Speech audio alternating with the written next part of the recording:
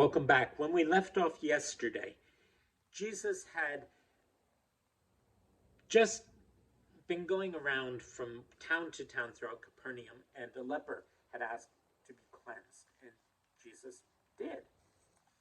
And because the leper couldn't keep his mouth shut, Jesus was swamped by people coming to him. And he had to stay outside the towns because there were just too many people in the towns to deal with. But people started leaving the towns and finding him. And so at the start of chapter 2, we find him going back into town.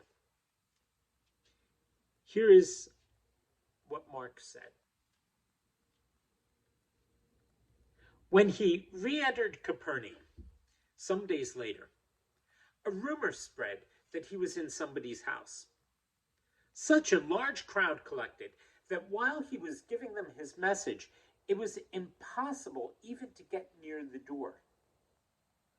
Meanwhile, a group of people arrived to see him, bringing with them a paralytic whom 4 of them were carrying.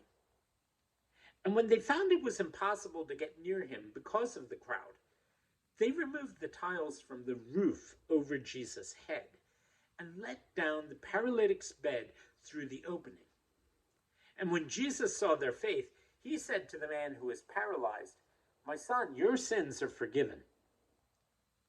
But some of the scribes who were sitting there, silently asking themselves, "Why does this man talk such blasphemy? Who can forgive sins but God alone?" Jesus instantly realized what they were thinking and said to them, "Why must you argue like this in your minds? Which do you suppose is easier, to say to a paralyzed man, 'Your sins are forgiven,' or 'Get up, pick up your bed and walk'? But to prove to you that the Son of Man has full authority to forgive sins on earth, I say to you," and here he spoke to the paralytic, "Get up, pick up your bed and walk."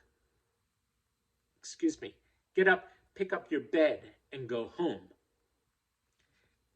See, we get so used to saying something one way.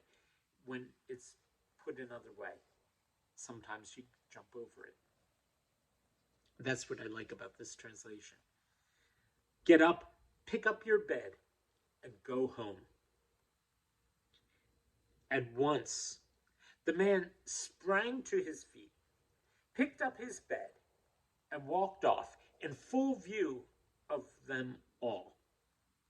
Everyone was amazed, praised God, and said, "We've never seen anything like this before."